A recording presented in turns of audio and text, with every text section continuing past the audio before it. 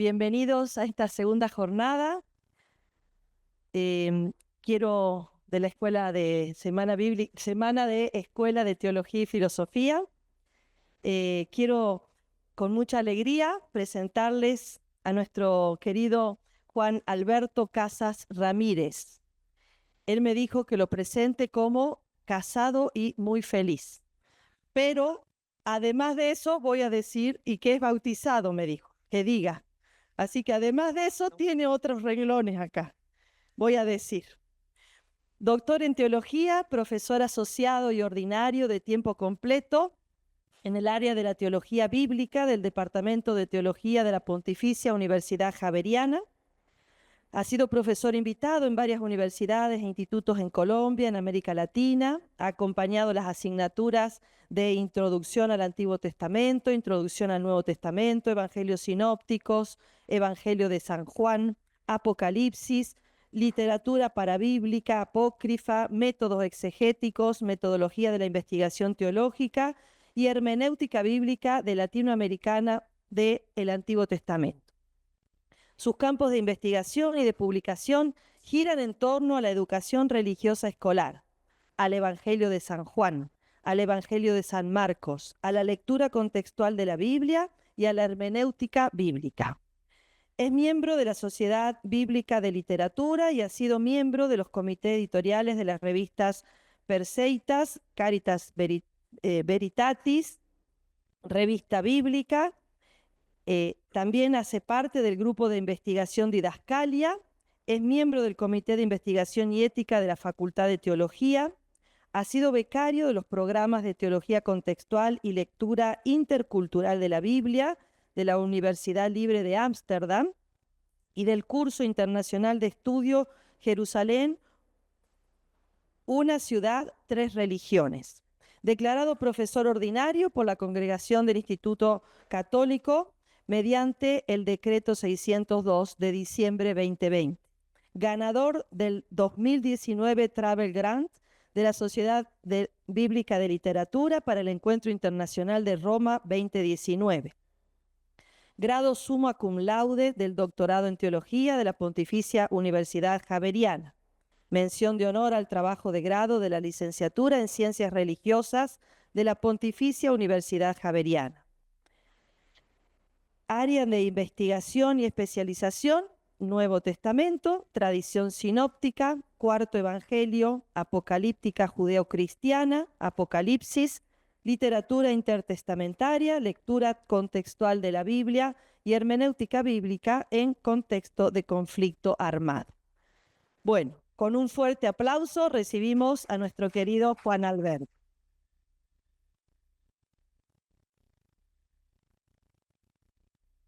Muy buenos días, de verdad que me siento muy a gusto y es un honor para mí el poder acompañarles en este congreso, en este evento tan especial. He querido titular esta conferencia Eucaristía y Reconciliación en contextos de violencia, una relectura desde el Evangelio según Marcos. Tal vez para mí no sea muy sencillo hablar sobre Eucaristía y reconciliación. Vengo de uno de los países más católicos del mundo, después de Francia, Italia, Estados Unidos, Filipinas, México y Brasil, donde se celebra la Eucaristía a diario y aún se ven largas filas de personas dirigiéndose a los confesionarios. Pero también es uno de los países más violentos de América Latina, donde la polarización política, ideológica y mediática ha dificultado la implementación efectiva de procesos de reconciliación entre los diferentes actores de un conflicto armado interno que ha sido caracterizado como uno de los más largos de la historia reciente del mundo y que ha dejado miles de víctimas a su paso. Ciertamente, y ayer lo veíamos, Eucaristía y violencia no parecen compatibles. La Eucaristía implica la comunión, supone la reconciliación fraterna y sororal entre quienes participan de ella y entre estos y el Dios Trino. No obstante, el Evangelio narrativo del Evangelio según Marcos, el enfoque narrativo del Evangelio según Marcos, plantea desde sus inicios una disociación entre las prácticas de comensalía de Jesús y la comunión esperada por parte de sus seguidores más cercanos, hasta llegar al punto de que su relato eucarístico esté inmerso en el clímax del conflicto, la incomprensión y la traición entre quienes participan de la cena de despedida como antesala de la violencia asesina que será padecida por el Maestro. En ningún sentido es un ámbito de reconciliación, ya que ésta, según lo anunciado por Jesús, podrá tener lugar solamente después de la resurrección. Esta comunicación va a proponer una relectura del relato eucarístico marcano en diálogo con la crónica de la masacre de la Rubiera ocurrida en Colombia en 1967, también en el contexto de una última comida. Al final nos preguntaremos, de la mano de Marcos, sobre las posibilidades de construcción real de reconciliación, tanto en el Evangelio como en Colombia, a pesar de las rupturas violentas de la comunión de mesa. En primer lugar, vamos a mirar la comensalía abierta de Jesús, antesala práctica de la cena eucarística. Y antes de continuar, quiero hacer una precisión exegética. El término, el sustantivo Eucaristía, no aparece en el Nuevo Testamento.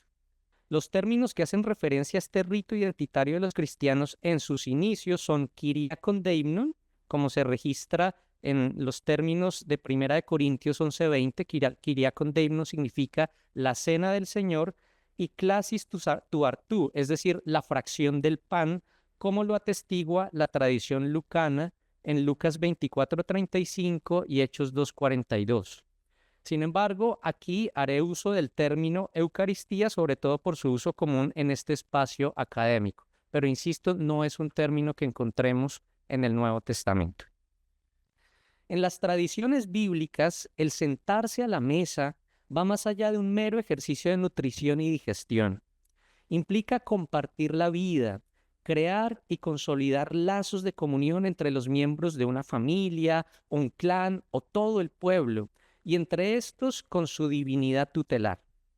No es en vano que las grandes fiestas del judaísmo, empezando por la celebración semanal del Shabbat y llegando a la festividad anual del Pesach, se desarrollen en el marco de una comida familiar. Tampoco es accidental que la práctica de la comensalía abierta de Jesús, que está a la base de la Eucaristía cristiana y en la que se materializa simbólicamente el reinado de Dios anunciado por él, buscaba estrechar los lazos de comunión mediante la ruptura de aquellas fronteras que estratificaban y discriminaban su entorno social. Estas fronteras eran de carácter étnico, pues Jesús ofrece panes y peces tanto a judíos como a no judíos, según los relatos duplicados de Marcos 6:30 al 44 y 8 del 1 al 10, con sus paralelos en Mateo. Rompe también las fronteras sexuales y etarias, ya que quienes comen son varones, mujeres y niños por igual, según Mateo 14:13 al 21, aunque estos últimos, las mujeres y los niños, todavía no cuenten para el narrador. También rompe fronteras morales, pues come con publicanos y pecadores e invita al banquete tanto a malos y buenos, según Mateo 22:10. Y también rompe fronteras cultuales, pues come con excluidos y excluidas debido a su condición de impureza ritual, según Marcos 14:3 y Lucas 7:36 al 38. Los relatos de multiplicación de alimentos aparecen en 2 ocasiones en Marcos y cuentan con 4 versiones más en el resto del Nuevo Testamento. Y esto es muy interesante porque vamos a encontrar más versiones de relatos de multiplicación de panes y peces que incluso de relatos de institución eucarística, lo que ya está mostrando una importancia grande en el contexto del Nuevo Testamento. En estos relatos se anticipan a manera de fórmula los gestos y palabras que realizará Jesús en la cena de despedida: tomar el pan, pronunciar la bendición o la acción de gracias, partirlo y repartirlo. Llama la atención en dichos relatos que Jesús da gracias antes de que haya ocurrido cualquier evento milagroso o extraordinario. En tal sentido, el biblista francés Albert Van Hoye señaló que, abro comillas, por lo general la acción de gracias tiene lugar en contextos de abundancia, cuando no falta nada. Aquí, por el contrario, falta todo. Existe una desproporción alarmante entre los escasos recursos disponibles y las enormes necesidades. Como contraste, Jesús da gracias a Dios y de manera anticipada lo que pueda suceder, no por tener algo que comer, sino por tener algo para dar. Hasta aquí la cita de Van Hoy. De acuerdo con el biblista mexicano Manuel Villalobos, es en los contextos de miseria, precariedad y escasez, como en los relatos de alimentación a las multitudes, donde las palabras eucarísticas pueden recuperar su significado. Dice el biblista lo siguiente: en esas historias de alimentación, Jesús ha sido movido por la compasión y la solidaridad con la gente que está en un sitio apartado, sin fronteras, luchando entre la vida y la muerte. En ambos casos, Jesús exigió a sus discípulos que alimentaran a la multitud, que fueran solidarios con ella, pero los discípulos no lo hicieron en un primer momento. Con todo esto, Jesús da a los discípulos el pan que había tomado, roto y bendecido, con el fin de que puedan implicarse totalmente en la vida de la comunidad. Compartir los alimentos crea solidaridad. La escasez de alimentos daña la convivencia y el espíritu humano. En ambos relatos de alimentación, los discípulos tienen la oportunidad de alimentar a sus hermanos y hermanas o de minar sus vidas despidiéndolos con el estómago vacío. Hasta aquí la cita de Villalobos. Las narraciones de alimentación milagrosa involucran también un sentido político contracultural y por lo mismo conflictivo, ya que mientras el rey Antipas, como parte de su plan de romanizar Galilea y Perea, había cooptado la producción de cereales, principalmente de trigo y de cebada, para alimentar a los habitantes de Séforis, y la producción de peces del lago de Galilea para alimentar a los habitantes de Tiberíades, Jesús multiplica y distribuye gratuitamente los panes y los peces a las muchedumbres hambrientas, no en función del reino de Roma, sino en función del reino de Dios. De este modo, la comensalía abierta se presenta como una práctica intencional a través de la cual Jesús muestra que la abundancia y la justicia del reinado de Dios se distribuyen por igual a judíos y gentiles, varones y mujeres, adultos y niños, malos y buenos, puros e impuros, saciando cualquier realidad de hambre, precariedad, exclusión o muerte. Así, la comunión representada por la mesa compartida de Jesús supone una disposición de apertura total a todos aquellos estigmatizados, marginados, ignorados y excluidos, anticipando de este modo la igualdad fraternal que caracteriza a los hijos en el reino del Padre. En segundo lugar, vamos a mirar comensalías de traición, muerte y violencia sobre los cuerpos en Colombia. Como contraste, en Colombia se han documentado casos de comensalía en los que en lugar de haberse dado comunión y reconciliación, se han desatado expresiones de discriminación, aporofobia, engaño, racismo, violencia y muerte expresada en etnocidio. Uno de estos escenarios de comida sangrienta o anti-eucaristía es tristemente recordado como la masacre de la Rubiera. Así la relató el periodista Germán Castro Caicedo en la edición del periódico El Tiempo el jueves 11 de mayo de 1972 y la evocó posteriormente el periodista Mateo García al cumplirse 55 años de la matanza. Dice así el relato. La tarde del 25 de diciembre de 1967, Anselmo Aguirre y Marcelino Jiménez estaban pescando en el río Canaparo, un afluente entre Colombia y Venezuela en la cuenca del río Orinoco. Era una jornada rutinaria, hasta que vieron varios canoas llenas de indígenas que se dirigían hacia ellos. Había hombres, mujeres y niños recorriendo el afluente. Lo primero que pensaron los hombres al ver el grupo que se acercaba hacia ellos mientras recorrían el río fue matarlos. Lo segundo es que no era el lugar adecuado, pues se les podían escapar algunos. Así que para tener una buena faena con todas las de la ley, decidieron preparar un mejor escenario para acabar con la vida de estas personas que para ellos no era nada, como en la época de la conquista y la colonia. La decisión fue invitarlos hasta el Hato de la Rubiera. Era más de un día de camino, pero para los llaneros valía la pena. No todos los días encontraban un grupo de 18 indígenas que aceptó ir con ellos tras el ofrecimiento de abundante comida y regalos. Después de 2 días de viaje por el Capataro y a pie, al fin llegaron a la tierra prometida. Ya era el atardecer del 27 de diciembre y Aguirre y Jiménez invitaron a otras personas a participar de la matanza. Los indígenas esperaban sentados en un corredor, en el suelo, hasta que fueron llamados a la mesa, cuando la comida estaba lista. La comida se les sirvió en la mesa en un platón porque ellos no necesitan cubiertos, comen con la mano y si es caldo se lo tragan a boca de olla, relató Luis Morín, uno de los asesinos. Y fue ahí, mientras ellos estaban comiendo, cuando sonaron 3 golpes en la puerta que era la señal para dar inicio a la matanza. 3 golpes que significaban nada para los indígenas cuivas, absortos en la comida tras más de un día de viaje, pero sí para los 8 llaneros que estaban escondidos con revólveres, hachas y garrotes, que horas antes habían acordado matar a sus invitados. Los indígenas no tenían cómo defenderse. De hecho, solo uno tenía un cuchillo. Salieron por las puertas y las ventanas. Los cuivas, atemorizados al ver a 6 hombres y 2 mujeres armados amenazándolos, intentaron huir y salieron de la casa principal. Sin embargo, estaban rodeados y no había escapatoria. Los llaneros, en sus intervenciones ante el juez durante las primeras audiencias, narraban lo que hicieron como si hubiera sido una hazaña. Se sentían orgullosos. El primero que yo maté fue un indiecito pequeño de un machetazo. El segundo lo matamos con carizales tirados con un revólver. El tercero lo matamos con Anselmo Aguirre. Ese estaba herido y yo lo apuñalé con un cuchillo. Y la otra era una india pequeña, le di 2 tiros. También maté a una india con revólver y le di un tiro por la espalda. Esa fue una de las confesiones de Luis Morín ante un juez de Villavicencio, donde se adelantó el proceso por el asesinato de 16 indígenas la tarde del 27 de diciembre de 1967. Fue frente a un juez, además, cuando los detenidos argumentaron que no sabían que matar indios era delito. Pensaban que no estaban cometiendo un pecado. Los muertos fueron 16.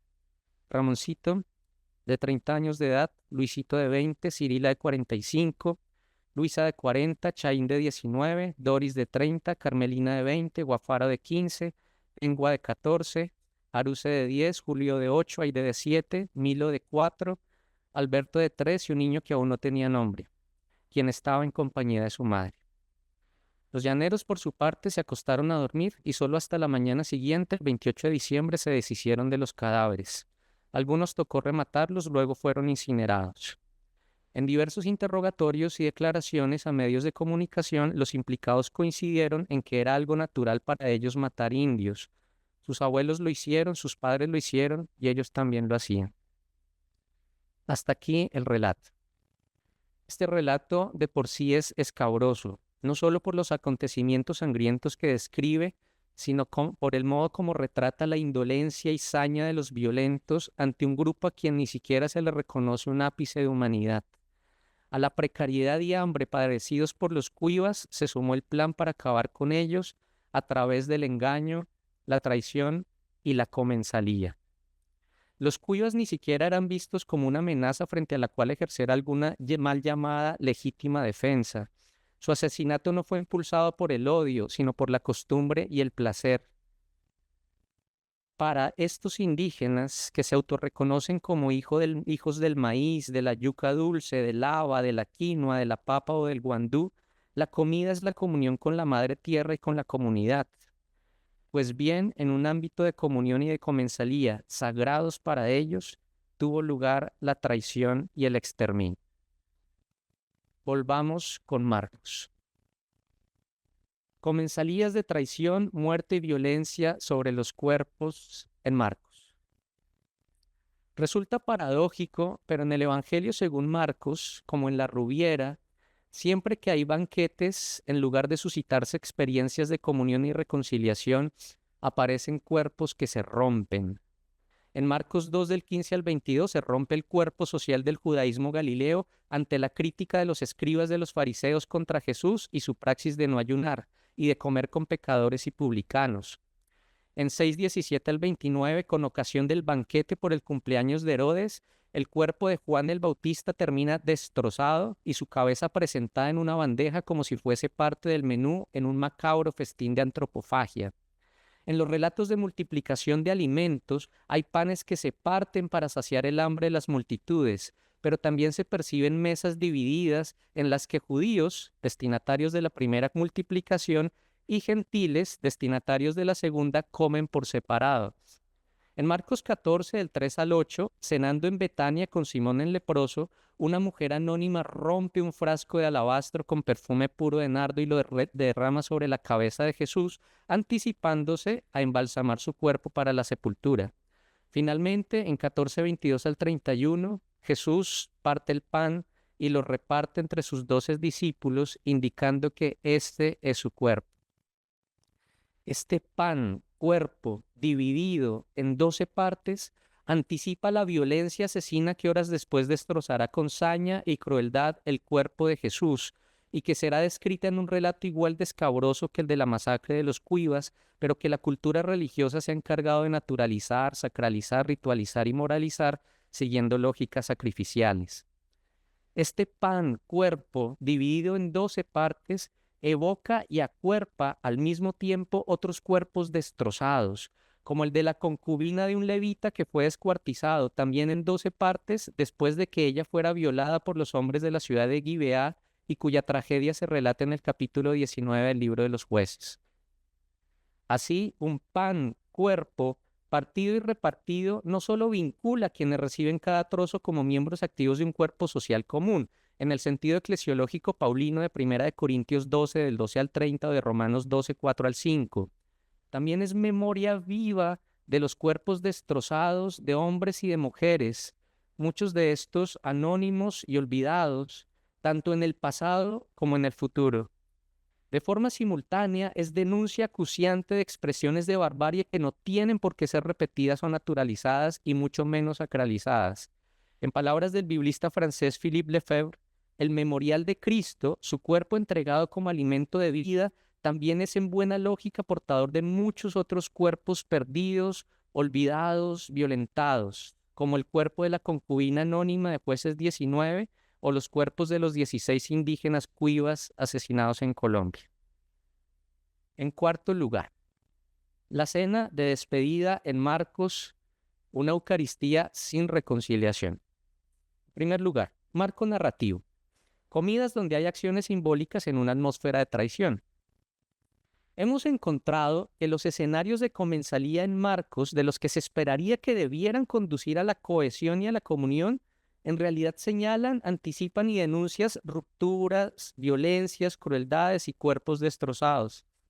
Al respecto, como en las demás secciones del Evangelio, el marco narrativo de la última sección tiene una delimitación geográfica, puesto que está dedicado a los acontecimientos que tuvieron lugar en Jerusalén. De acuerdo con los biblistas anglófonos Marcus Borg y John Dominic Crossan, esta sección está organizada como una sucesión de 6 días previos al Shabbat, que aparece en 15:42, que al incluir el día siguiente, pasado el sábado, según 16:1, completa una semana. En esta última semana de Jesús, la disposición del relato de la cena, ubicado cronológicamente en la tarde del jueves, replica el esquema del día anterior, el miércoles, siguiendo el patrón de un típico sándwich o inclusión marcana. Estamos encontrando en ambos relatos 3 términos donde el corazón está en la mitad, pero el marco va a darle el sentido a ese elemento que está en el centro. Como puede observarse en la primera columna de la tabla, el centro narrativo de los acontecimientos relativos al miércoles está dedicado a una comida en Betania, en casa de Simón el leproso, como aparece en el capítulo 14, verso 3, donde tiene lugar la acción simbólica en la que una mujer anónima unge el cuerpo de Jesús, asumiendo ella el papel de los profetas veterotestamentarios en el ritual de entronización de los reyes mesías de Israel.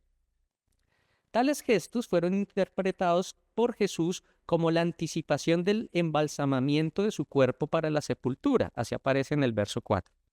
Antes y después del relato, el narrador ha situado escenas de la confabulación de las autoridades religiosas judías para arrestar y matar a Jesús con la colaboración de Judas, uno de los 12.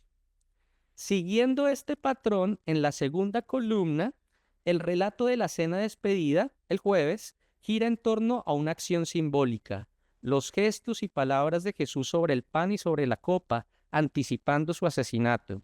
Y al igual que el día anterior, tal acción está enmarcada por el anuncio y la realización de la traición a Jesús por parte de uno de los 12, dice el relato en palabras de Jesús, el que moja conmigo en el plato, en clara alusión también al Salmo 41:9. Es importante precisar que el verbo con mayor recurrencia en ambas escenas en griego es paradidomi. Así aparece en Marcos 14, en el verso 10, 11, 18, 21, 41, 42 y podemos seguir mirando los versos, que de acuerdo con el filólogo español Antonio Piñero, no significa propiamente traicionar, para lo que se emplearía el verbo prodidomi, como aparece en literatura apócrifa en 4 de Macabeos 4:1 y algunos textos de Esquilo, Heródoto, Eurípides y Platón, sino que el sentido literario sería entregar más que traicionar. En la Septuaginta, este verbo señala la entrega por parte de Dios a los enemigos a las manos de Israel para su castigo, o lo contrario, la entrega de Israel por sus infidelidades a manos de sus enemigos. En cualquier caso, hace alusión al designio divino en la entrega. De este modo, parece ser que en la teología marcana, la entrega de Jesús pudo ser interpretada como parte del designio divino, como se deduce también de la súplica de Jesús en Getsemaní, en 14:36, pero no así su muerte cruenta. Así se infiere en la parábola de los labradores homicidas de Marcos 12, del 1 al 12, de la intención del dueño de la vida al enviar a su hijo querido para que fuese respetado por los labradores, no para ser asesinado por aquellos, según aparece en Marcos 12:6. Esto excluye cualquier comprensión de la crucifixión en Marcos y por extensión del sentido simbólico anticipatorio de la cruz en la cena de despedida como un filicidio, un sacrificio de expiación vicaria en sentido judicial satisfactorio o un acto propiciatorio para el perdón de los pecados. Esta última interpretación es más afín a la versión de Mateo en torno a las palabras de Jesús sobre la copa. Allá aparece en Mateo 26:28. A este respecto, si según los sinópticos se trató de una cena pascual, la asimilación posterior de Jesús como cordero sacrificado tampoco tendría un carácter de expiación buscando el perdón de los pecados. El cordero pascual no era para un sacrificio por el pecado. El derramamiento de la sangre de Jesús no evoca los sacrificios por el pecado, sino más bien la sangre vertida sobre el pueblo y el altar, que aparece en Éxodo 22:8, ayer lo escuchábamos, que ratifica la alianza, ¿sí? Es un sacrificio de comunión, no expiatorio en el sentido de Yom Kippur, sino en el contexto pascual. Tales comprensiones han sido las más difundidas en muchos sectores del cristianismo y en situaciones de violencia han podido conducir a creer que el maltrato, el abuso o el asesinato de muchos, como los indígenas de la Rubiera, son parte también de los misteriosos designios de Dios sobre la historia, ya sea como un castigo por algún pecado, como una prueba de fe o como una forma de completar en la propia carne los sufrimientos de Cristo, en referencia a Colosenses 1:24. Volviendo sobre el relato marcano, aunque se contemple un designio divino en la entrega, ello no elimina de ningún modo la responsabilidad humana, por lo que mientras que Jesús interpreta su muerte como una entrega o donación, esto no excluye el carácter de traición por parte de Judas. De este modo se entiende que los testimonios del Nuevo Testamento sean coherentes en presentar el término paradidomi con una connotación que homologa la entrega con la traición. Así, en ambas escenas hay comidas, acciones simbólicas referidas a la muerte próxima de Jesús y también la crónica de una traición ejecutada por uno de los amigos más cercanos al Maestro. Por otra parte, llama la atención que en Marcos, después de las palabras sobre el pan y sobre el vino, sobre la copa, Jesús no invita a los 12 a hacer esto en memoria suya. En Marcos no aparece esa indicación, como si aparece en 1 Corintios 11:24 y en Lucas 22:19. La referencia al memorial solo es explícita respecto a la unción sobre Jesús que la mujer anónima realizó el día previo. Dice allá en 14:9, Jesús, les aseguro, donde quiera que se proclame la buena nueva en el mundo entero, se hablará también de lo que ésta ha hecho para memoria suya. Así, para el evangelista, aunque ambas acciones simbólicas tienen lugar en el contexto de una comida y ambas están enmarcados por la inminencia de la traición, el carácter de memorial estará centrado en la acción silenciosa de esta mujer, más que en las palabras y gestos de Jesús realizados al día siguiente. A continuación, nos hacemos una pregunta. ¿Esta es una comida solo entre Jesús y los 12? Varios autores se preguntan si en la cena de despedida de Jesús, además de los 12 discípulos varones, participaron más personas como mujeres y niños, según lo acostumbrado, por ejemplo, en una celebración judía como el Pesach, que es típicamente una fiesta familiar. Aunque los sinópticos asocian la comida con una celebración pascual, Según la opinión de un buen número de exégetas, desde un punto de vista histórico, la cena de despedida de Jesús no fue un banquete pascual, sino más parecida a una jaburá fraterna. No obstante, fuese una cena pascual u otro tipo de banquete, es posible que en efecto hubiese más comensales, ya que en términos de biblista catalán Armando Puig, abro comillas, parece claro que las mujeres que seguían a Jesús en Galilea se encontraban en Jerusalén o en las poblaciones de los alrededores durante aquellos días próximos a la Pascua. No se puede excluir que algunas de estas mujeres galileas fieles a Jesús hasta el fin estuvieran en la casa donde se desarrolló la última cena.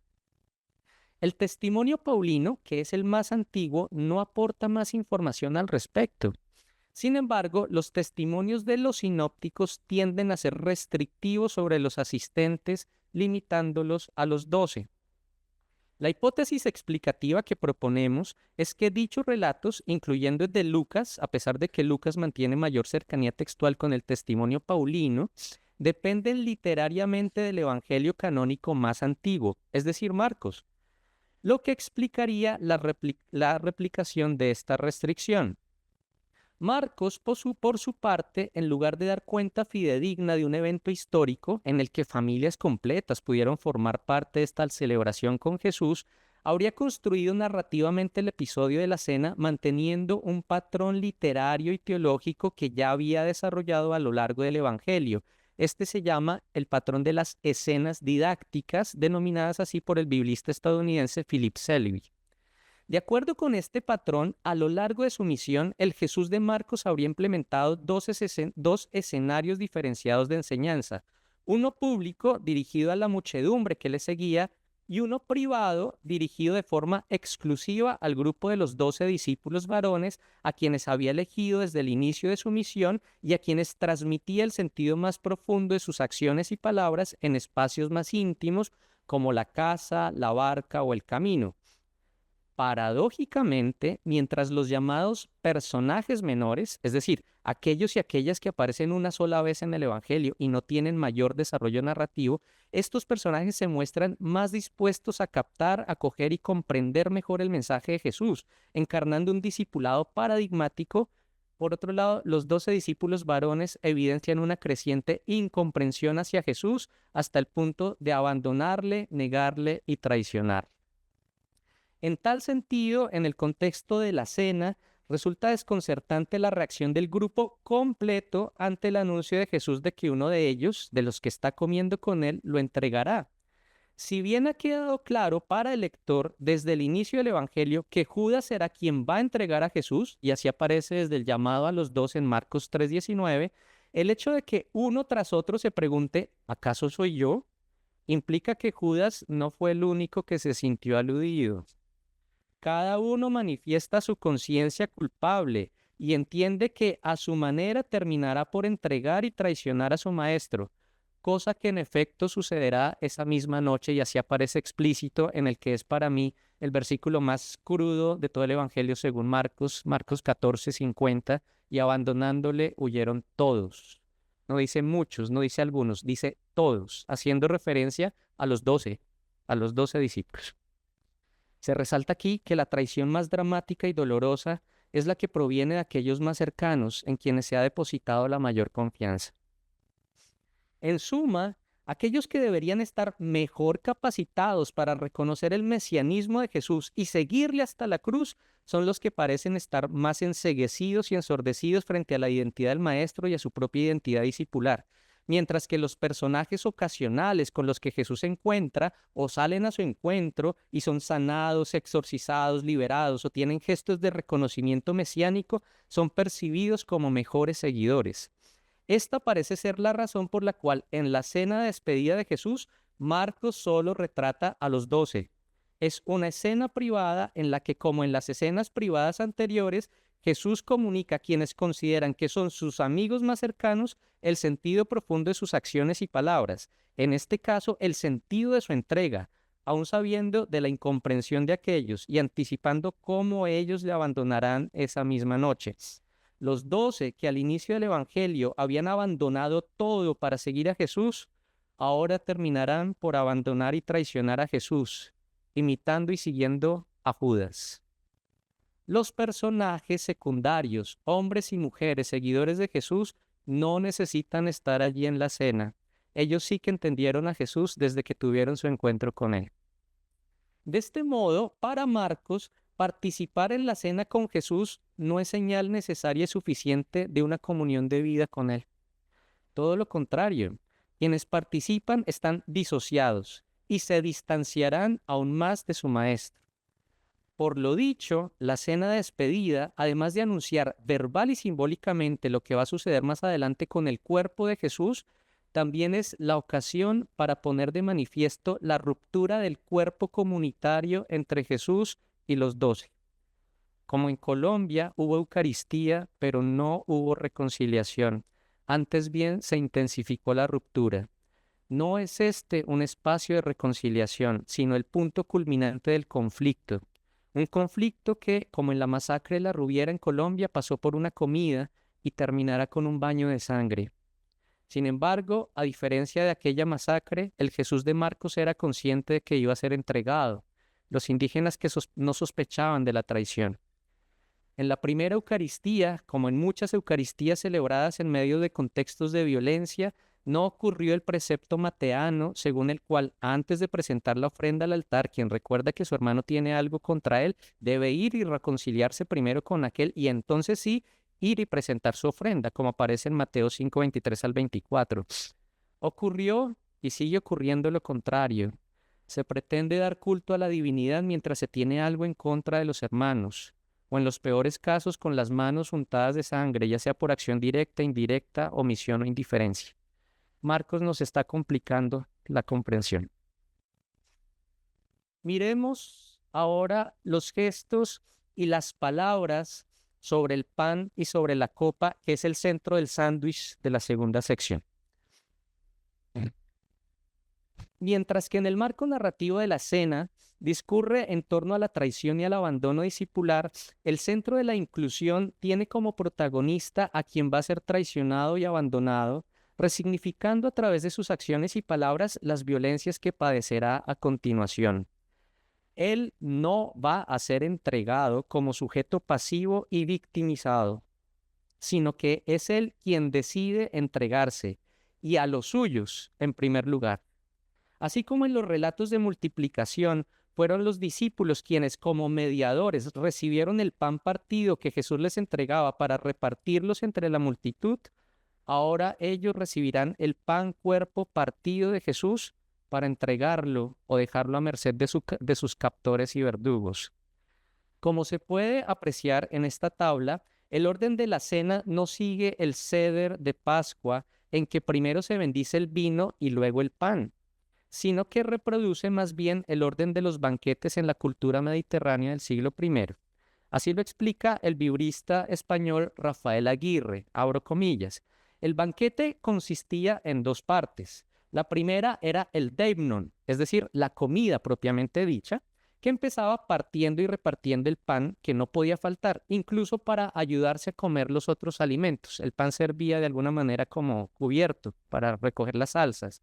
Después de la comida, en el simposium, era el momento de la bebida que comenzaba con una libación, una ofrenda de vino, o también de aceite o de agua en algunos contextos, que iba acompañada de oraciones de diverso tipo. El recurso al pan y a la copa no es novedoso en los ámbitos de comensalía. Tampoco es novedoso que el anfitrión o el pater familias asuma la iniciativa de tomar el pan, dar gracias, partirlo y repartirlo entre los comensales y que haga lo mismo con la bebida.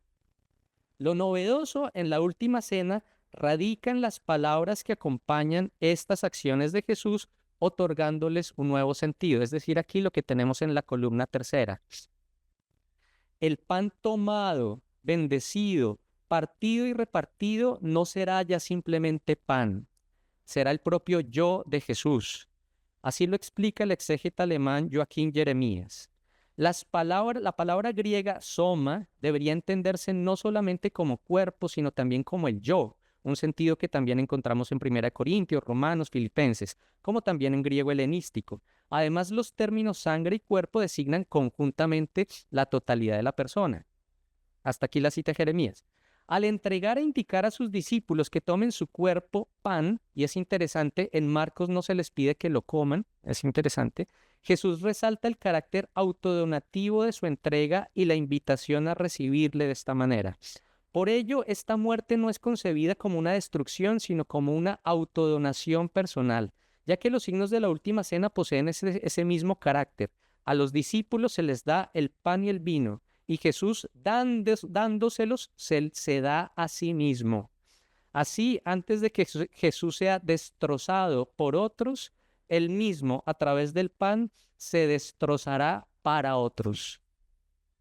De otra parte, en las palabras de Jesús sobre la copa, se vinculan 5 motivos que cuentan con un trasfondo semántico conocido desde las tradiciones veterotestamentarias. El sentido de cada uno se va ampliando de manera acumulativa y progresiva en la medida que se conectan entre sí. Estos signos o motivos teológicos son la copa, la sangre, la alianza, la sangre derramada por muchos y el reino de Dios. No es el propósito del presente estudio analizar cada uno de manera exhaustiva e independiente, sino explicitar su relación mutua en el contexto particular del relato. El primero, la copa. En la copa de vino se entremezcla una significación ambigua. Mientras que el vino es signo de la fiesta y la alegría del corazón, la copa es una metáfora que evoca el sufrimiento de Israel. Así aparece en Isaías 51:17, Jeremías 25:15, 49:12, 51:7, Lamentaciones 4:21, Marcos 10:37 y aquí 14:36.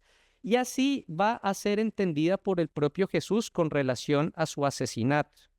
En Marcos, esta idea del sufrimiento será más resaltada, ya que las palabras de Jesús son explícitamente dirigidas sobre la copa más que sobre el vino. Segundo elemento, la sangre. La sangre es la fuente sagrada de la vida. Así aparece en Génesis 9:4, Deuteronomio 12:23, Levítico 17:14. Que por este carácter sacral y vital, cuando sale del cuerpo se puede advertir la proximidad de la muerte, que es contraria al Dios de la vida. Por tal razón, entrar en contacto con esta produce impureza ritual y quien la padece debe ser alejado del pueblo para evitar que dicha impureza termine expulsando a Dios del pueblo, es decir, haciéndole huir. Por tal motivo, según Rafael Aguirre, es impensable, dada la mentalidad judía, que Jesús sin más y abiertamente pudiera invitar a beber su sangre. Tal vez por esta razón, y para dar mayor verosimilitud al relato, es que en Marcos los discípulos primero beben de la copa y solo después Jesús pronuncia las palabras sobre aquella.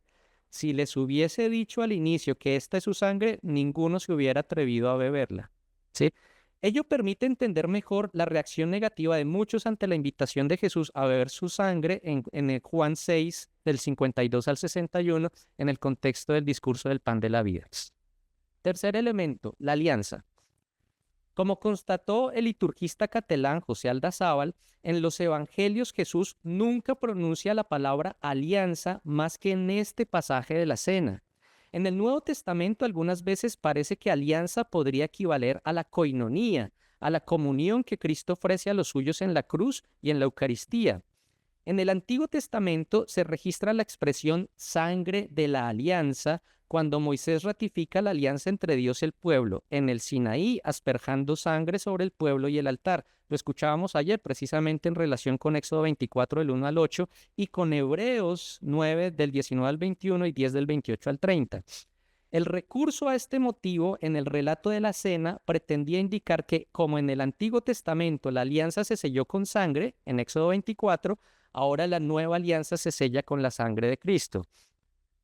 En referencia a este acontecimiento, el deutero Zacarías, como parte del oráculo sobre la restauración de Israel, pone en labios de Dios las siguientes palabras dirigidas al pueblo. En cuanto a ti, por la sangre de tu alianza conmigo, yo soltaré a tus cautivos de la fosa. Así aparece en Zacarías 9:11. Desde una lectura cristianizada, este soltar a los cautivos de la fosa sería una alusión posible a la resurrección general de todos en la época mesiánica para el juicio. De otra parte, a diferencia de Lucas 22:20 y 1 Corintios 11:25, ni Marcos ni Mateo emplean el calificativo kainé, es decir, nueva en relación con la alianza. Al respecto, algunos biblistas consideran que si el Jesús de Marcos es un judío integral y si no aparece en el conjunto de su evangelio intentando fundar ningún culto nuevo, es lógico pensar que esta alianza que trae él como Mesías sea una renovación y profundización de la antigua, al estilo de lo que dice expresamente Jeremías 31-33 cuando habla de una alianza nueva. Lo escuchamos ayer también. En suma, las alusiones a Éxodo 24:8 y Zacarías 9:11 en las prácticas de Jesús sobre la copa manifiestan que, a pesar del abandono de los discípulos, la escena es un acontecimiento de diatheke, de alianza, que busca unir a los discípulos con Dios y a estos entre sí. Cuarto elemento, la sangre derramada por muchos. En línea con Génesis 9:6, Ezequiel 18:10 e Isaías 59:7, cualquier expresión de derramamiento de sangre se refiere a una muerte violenta. Los gestos de Jesús intensifican esta connotación al haber procedido de manera separada con el pan, cuerpo, y con la copa, sangre. Un cuerpo separado de la sangre significa una persona desangrada, asesinada. Marcos agrega que esta sangre de la alianza es derramada hyperpolon, es decir, por muchos. En el contexto literario y teológico del Evangelio, la preposición hyper, traducida al castellano como por, excluye una interpretación causativa, es decir, la sangre de Jesús como derramada por causa de muchos, y aún más, un sentido de la entrega como sacrificio y expiación vicaria, es decir, la sangre como derramada en lugar de o en sustitución de muchos. ¿Cómo podría llegar a entenderse a partir de una asociación de los relatos de la pasión de Jesús en Marcos con el cuarto canto isaiano del siervo sufriente en Isaías 52:13 hasta el 53:12? Si el referente veterotestamentario es la sangre de la alianza que Moisés asperja sobre el pueblo, este hiper podría ser traducido mejor como sobre, para significar que la sangre de Jesús ratifica la alianza asperjándose sobre muchos, no en sentido expiatorio, como se emplea la sangre del cordero en la fiesta de Yom Kippur, sino como comunional. Sin embargo, el hecho de que los discípulos beban de la copa en lugar de ser asperjados con su contenido debilita esta posibilidad interpretativa. Tal parece, por tanto, que aquí la preposición tiene el sentido de beneficio, por lo que se entiende que la sangre de Jesús es derramada a favor de muchos. Este muchos como destinatario beneficiario colectivo del derramamiento de la sangre de Jesús, de acuerdo con el biblista español Zenén Vidal, debe ser entendido en referencia directa al pueblo de Israel, aunque implícitamente abarca también al resto de pueblos, porque la finalidad de la restauración de Israel era el ingreso de todos los pueblos de la tierra en el ámbito del reino de Dios. Asimismo, la biblista estadounidense Barbara Reed afirma que este muchos tiene un sentido de totalidad, refleja la expresión semítica en la que muchos se opone a uno y por tanto equivale a todos. Quinto motivo, el reino de Dios. El verso 25, retomado en Mateo en 26-29, en que se expresa la resolución de Jesús de no volver a beber del fruto de la vid hasta el día cuando lo beba de nuevo en el reino de Dios, evoca una tradición independiente y más antigua incorporada en un relato ya existente. La expresión, que tiene un profundo carácter escatológico, vincula como eventos correlativos la realización de la nueva alianza con la venida del reino. Jesús no especifica cómo va a poder participar en ese banquete del reino, pero es evidente que si eso iba a suceder después de su muerte, tenía que implicar su propia resurrección. Siendo consciente de que esta es su última comida, su confianza no disminuye. Precisamente por su muerte va a ser posible la inauguración del reino y la apertura de una nueva realidad escatológica. Último apartado. A pesar de la traición, en la comida se anuncia la reconciliación. Con la división del grupo y el desenmascaramiento de las intenciones de traicionar al maestro, Marcos puso en evidencia lo que ya había anticipado desde el inicio del Evangelio a través de la alusión de la traición de Judas en el relato del llamado a los 12. El fracaso del proyecto de Jesús al haber pretendido constituir a los 12 como un signo de carácter comunitario del reino, a través del cual se renovaría la alianza con las 12 tribus de Israel. Fracaso desbordado precisamente en el momento en el que ese grupo debía aparecer como signo final de salvación y reino. ¿Cómo pueden los 12 seguir siendo discípulos si en lugar de dejarlo todo, ahora han abandonado a Jesús en el momento más crítico de su vida y han huido? El propio Jesús de Marcos señala que este seguimiento radical es humanamente imposible, y así lo dejó claro en 10:26. Y como afirma el biblista español Santiago Guijarro, el lector de hecho puede comprenderlos, ya que él mismo experimenta esas mismas dificultades. No es solo un problema de los 12, es un problema de quien está leyendo también. No obstante, la intención narrativa del Evangelio, así como no se cierra con el fracaso de la cruz, tampoco se cierra con el fracaso de los 12. Las palabras de Jesús sobre el pan y sobre la copa en un contexto de despedida, en lugar de significar su ausencia inminente, señalan una realidad más cercana, íntima y permanente de presencia. Saliendo de la cena, además de anunciar a los discípulos que ellos se escandalizarán y se dispersarán, Jesús les augura su reivindicación y restauración discipular, no después de su ida y abandono al Maestro, sino en medio de estos, dice 14:28, pero después de mi resurrección iré delante de ustedes a Galilea, mientras ellos están huyendo. Allá Él va a salir al paso de ellos. De este modo, en el contexto del anuncio de la traición, también se anuncia la reconciliación como encuentro reivindicativo con el resucitado camino a Galilea. De regreso a Galilea, los 12 se reconciliarán con su maestro, no porque hayan tomado conciencia de su traición, cobardía y abandono, se hayan arrepentido y hayan pretendido reparar el daño. El narrador no dice nada al respecto, sino por la iniciativa gratuita de su maestro traicionado y victimizado, ahora resucitado, quien le saldrá al encuentro. Es Jesús quien irá por delante, quien conducirá a quienes le abandonaron. El hecho de conducirles implicará que ellos deberán retomar la condición discipular perdida caminando detrás del Señor hacia Galilea, donde inició el Evangelio. Ellos empezarán realmente a ser sus discípulos encontrándose con aquellos con quienes se encontró Jesús y en quienes ahora su realidad resucitada se hace presente, encarnada, eucaristizada. Enfermos, endemoniados, hambrientos, impuros, muertos, extranjeros, marginados, lo pueden encontrar entre quienes comparten su pan, dan un vaso de agua, reciben a los niños, protegen a las mujeres, cuidan a las viudas y ofrecen gracia y esperanza para todos. Conclusión. Marcos ofrece una perspectiva paradójica de reconciliación y también de la Eucaristía. Así como la visión del crucificado ocasionó la confesión sobre su divinidad por parte del centurión romano, quien fue su verdugo, y así aparece en Marcos 15:39, son los crucificados, las víctimas y los sobrevivientes, saliendo al encuentro de los victimarios o de quienes las traicionaron, quienes toman la iniciativa de la reconciliación, les transforman la mirada y los convierten, cambiando su corazón empedrecido en un corazón de carne, de acuerdo con la perspectiva de nueva alianza anunciada en Jeremías y aludida por Jesús en las palabras sobre la copa.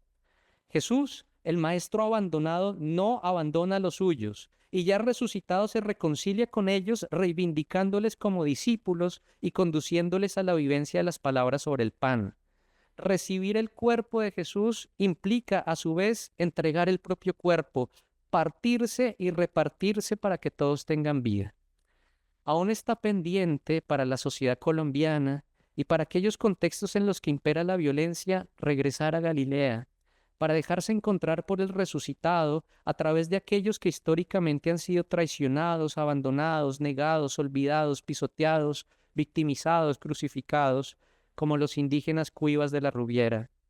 Este regreso a Galilea comienza, al igual que en Marcos, con la recuperación de sus relatos y testimonios, no solo de las violencias infringidas contra ellos, sino de la trayectoria cotidiana de sus vidas, sus prácticas, luchas y creencias. Esto con el fin de devolverles su rostro, reconocerles su dignidad sagrada, velar por la restitución de sus derechos, garantizarles la posibilidad de tener un buen vivir y convivir en una sociedad realmente plural, y vigilar para que jamás se repitan las violencias que históricamente han padecido.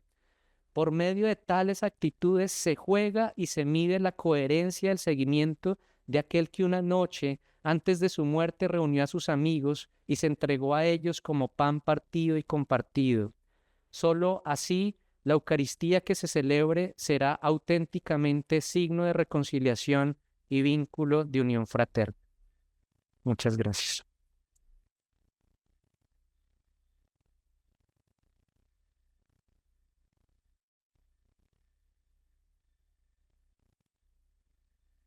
Bueno, en nombre de los biblistas de Salta y de la Argentina, muchas gracias por tu impresionante presentación y bueno, y unir con un hecho concreto fue realmente una gran hazaña. Felicitaciones.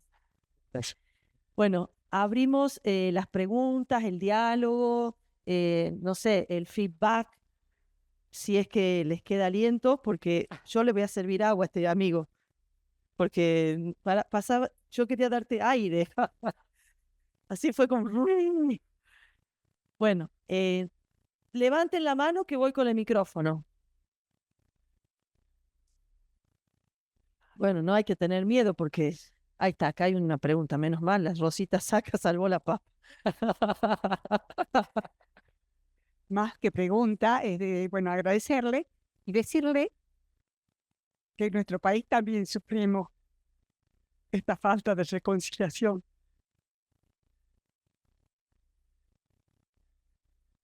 Gracias. Mira, yo creo que en ese sentido Marcos es un relato de esperanza, porque no plantea una perspectiva ideal donde ya hay comunión de entrada, sino que es atravesado por el conflicto. Y en un relato así, quienes se encuentran con ese relato pueden identificarse de mejor modo.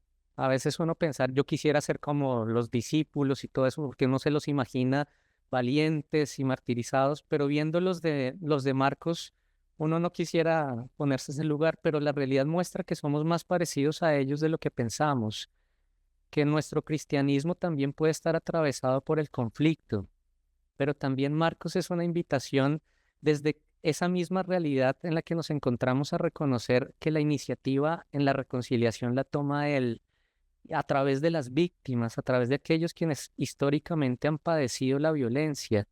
El hecho de volcarnos sobre ellos y ellas es el reconocimiento de que en ellos y ellas podemos empezar a vivir eucarísticamente. Podemos vivir eucarísticamente. Es la convicción que encontramos en el Evangelio, lo decía hace un momento, cuando el centurión, que es el que está acabando o ha acabado con Jesús, ve en el crucificado y dice, verdaderamente este era el Hijo de Dios, algo está cambiando en esta persona. La peor de todas, de la que menos esperaban, no es ni judío, no es discípulo, nunca había escuchado a Jesús, pero el ver a la víctima está cambiando su mirada, lo está transformando. En mi país, esto lo hemos experimentado, no es simplemente una teoría bonita, lo hemos experimentado en imágenes como la que aparecía al final en la conclusión, en el encuentro de las víctimas con los victimarios en medio de los procesos de paz que empezaron a darse desde el 2016. Muchas de ellas iban con un dolor profundo y profundamente comprensible y les decían a los victimarios, mire, usted me hizo esto y usted tiene que pagar. Y al final terminaban abrazados. Recuerdo incluso algunos relatos, por ejemplo, en el proceso de paz de Sudáfrica, una madre se encuentra con el asesino de su hijo y le dice, usted mató a mi hijo y tiene que pagar por eso que hizo. Y el modo como va a pagar es que se va a ir a vivir a mi casa y va a tomar el lugar de mi hijo y se va a dejar querer y amar y se va a dejar servir. Y este señor se desmoronó por dentro y cómo lloraba él. Y más adelante lo entrevistaban después de 1 o 2 años viviendo en la casa de ella y él decía, encontré una mamá. Para mí esto es impensable. Lógicamente es irracional. Aquí uno tiene que decir, esto solo es fruto de la gracia. Es Dios obrando a través de esto. Pero esto es posibilitado por el encuentro entre unos y otros. Y al final ya no se habla de víctimas ni de victimarios en una perspectiva que muchas veces puede ser dualista de la realidad. Al final solo hay hermanos y hermanas que se encuentran y se abrazan en medio de su dolor y también de su sufrimiento. Gracias. Tenemos para una pregunta más. Ahí está. Ay, salieron 2 manos. Bueno, pero Monseñor levantó primero, ¿no? Levantó primero, porque si no, segundo. ¿No? El que primero es primero. Yo te quiero agradecer, hermano, lo que has dicho, porque a veces no captamos. Colombia es una nación que ha vivido en la cruel guerra del tema de las guerrillas. ¿Cuántos años? 50 y pico de años. Casi 70. Casi 70. ¿Cómo se llamaba el obispo que ha sido el gran promotor de los acuerdos de paz? Bueno, allá ha estado el padre Francisco de Rú, quien fue provincial de la Compañía de Jesús, y Luis Augusto Castro, quien fue arzobispo de Tunja, él ya falleció. Luis Augusto no le fue fácil, incluso en la comprensión del episcopado, el trabajo que este hombre ha hecho a favor de la paz. Sí, señor. Quiero decir que nadie invita a un trabajo fácil. La última anécdota conmovedora que puso nuestro expositor, ¿cómo se llama este flaco? Juan Alberto, que nos conmueve. Esos son momentos hermosos, pero se llegan a esos momentos por caminos que son muy difíciles.